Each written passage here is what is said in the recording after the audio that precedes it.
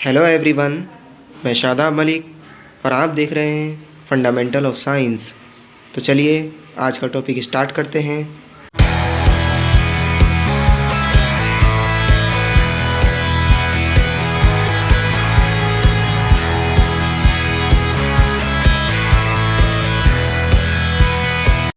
Welcome to the class students.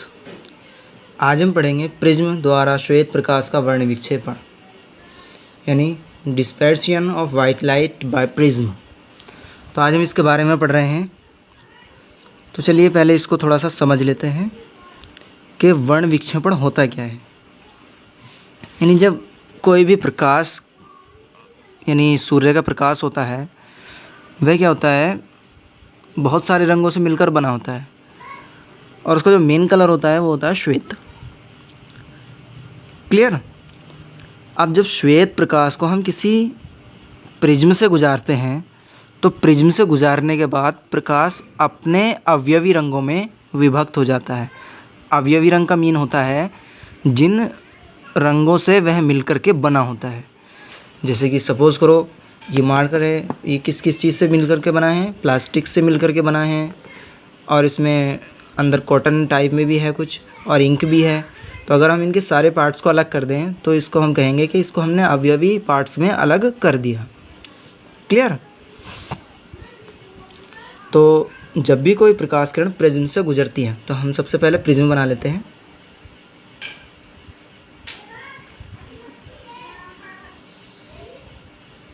जब भी कोई प्रकाश किरण प्रिज्म से गुजरती है तब प्रिज्म से गुजरने के बाद जो श्वेत प्रकाश किरण है वह अपने अवयवी रंगों में विभक्त हो जाती है। तो चलिए और स्टार्ट करते हैं इसमें किस तरह से। ये कोई श्वेत प्रकाश है,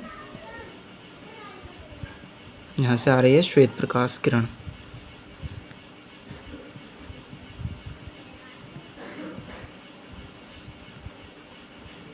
यहाँ पर ये प्रिज्म का कोण है A और ये किस तरह से होकर के जाएगी, यानी जाना तो इसको इस तरह से था लेकिन इस तरह से ना जा करके कुछ अपने मार्ग से विचलित हो जाएगी और इस तरह से कुछ कलर बनाएगी। जो कलर बनेंगे वो 7 कलर आते हैं। तो किस तरह से आते हैं वो हम आपको दिखा रहे हैं। 1 और कुछ इस तरह से और बाकी कलर होंगे इसके बीच में। क्लियर। इस तरह से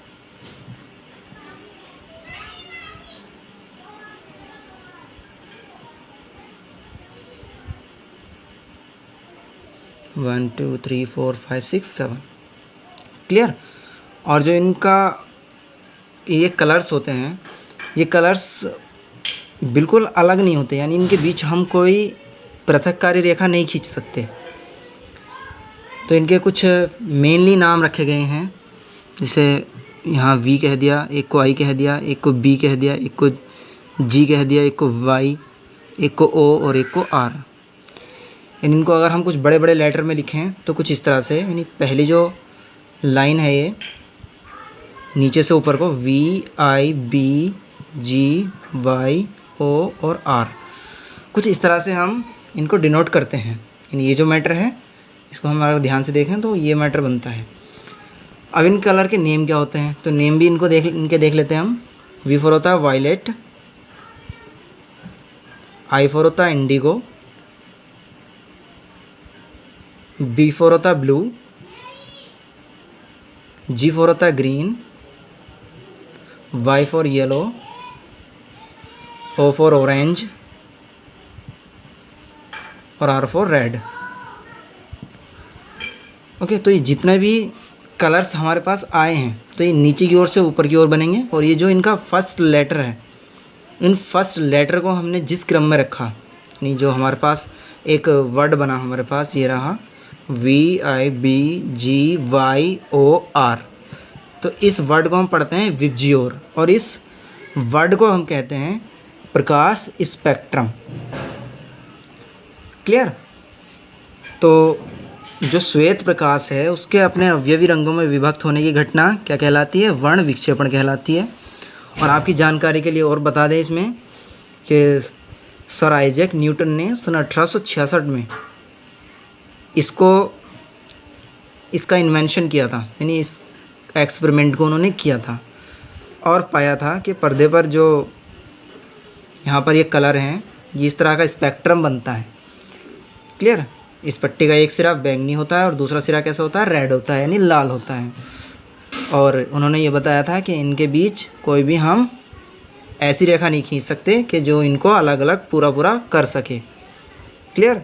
बाकी सारे कलर्स के नियम आपको बता दिए गए हैं।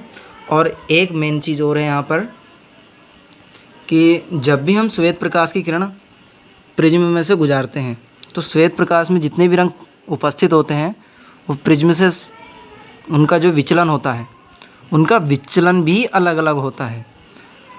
जैसे कि आपको पहले प्रिज्म में बताया जा चुका है कि विचलन कोण क्या होता है। जैसे कि पुराने मार्ग और नए मार्ग, यानी प्रकाश किरण के पुराने मार्ग और नए मार्ग के बीच बना कोण विचलन कोण कहलाता है। तो इस बात का ध्यान रखेंगे, सबसे कम विचलन लाल रंग का होगा और बैंगनी रंग का विचलन सबसे ज़्यादा होगा। ध्यान रखेंगे, बहुत ज़्यादा ध्यान रखने वाली बात है। विचलन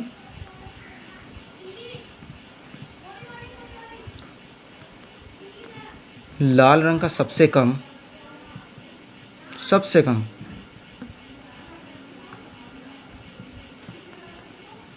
और जो बैंगनी रंग है इसका सबसे ज़्यादा विचलन किसका होगा, बैंगनी रंग का। जस्ट अपोजिट ऑफ दैट, बिल्कुल इसी का उल्टा होता है तरंगदैर्ध्य।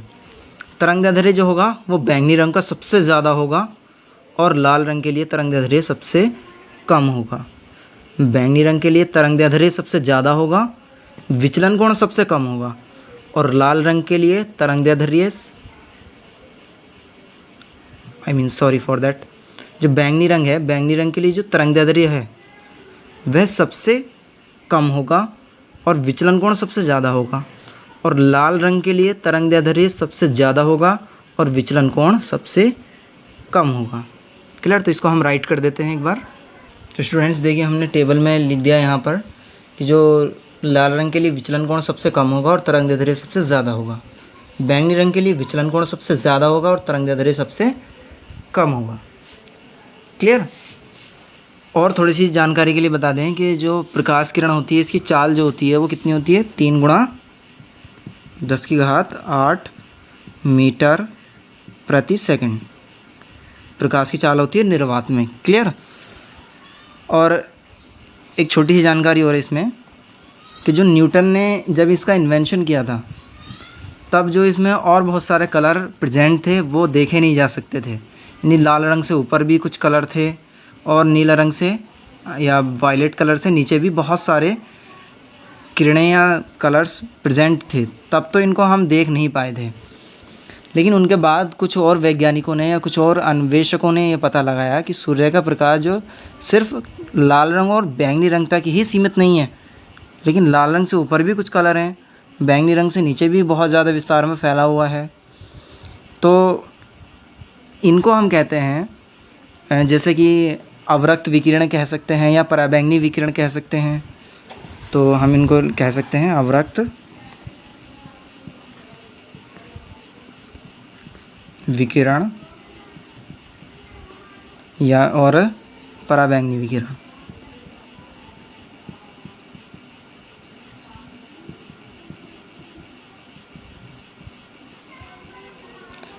यानी इंफ्रारेड रेडिएशन और अल्ट्रावायलेट रेडिएशन। ये जो रेडिएशंस होते हैं ये हमें नग्न आँखों से दिखाई नहीं देते, यानी जो सिर्फ जो हम डायरेक्टली अगर आँखों से इनको देखना चाहें तो हम इनको आँखों से नहीं देख सकते।